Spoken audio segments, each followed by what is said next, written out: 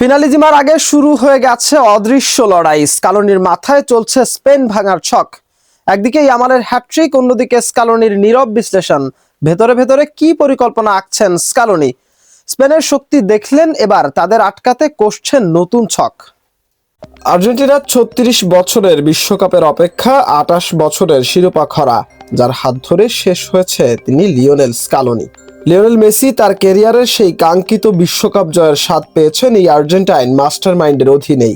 ২০২২ বিশ্বকাপে আক্ষেপ ঘুচলেও স্কালোনি থেমে থাকার মানুষ নন। মেসিকে সঙ্গে নিয়ে নতুন স্বপ্ন বুনতে তিনি তাকিয়ে আছেন ২৬ বিশ্বকাপের দিকে। তবে তার আগে সামনে আরেক চ্যালেঞ্জ, ফিনালিজিমা। স্পেনের বিপক্ষে মাঠে নামার আগে পরিকল্পনায় ব্যস্ত স্কালোনি। তার প্রস্তুতির ইঙ্গিত মিলেছে বার্সেলোনা বনাম ভিয়ারিয়ালের ম্যাচে। সেই ম্যাচে গ্যালারিতে উপস্থিত ছিলেন আর্জেন্টাইন কোচ নিজেই। বোঝাই যাচ্ছে স্পেনকে নিয়ে বাড়তি বিশ্লেষণের অংশ হিসেবেই ক্যাম্প নূতে হাজির হয়েছিলেন তিনি। বিশেষ করে লামিন ইয়ামাল ও পেদ্রির পারফরমেন্স খুঁটিয়ে দেখতেই তার উপস্থিতি।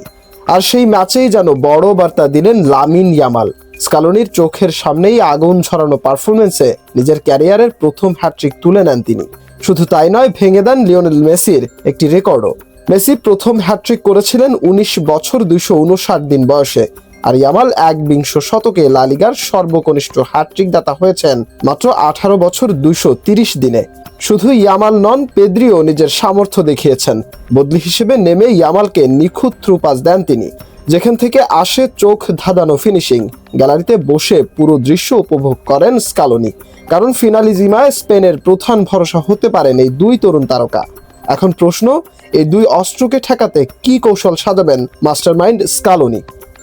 মাশরাফি, রূপান্তর স্পোর্টস।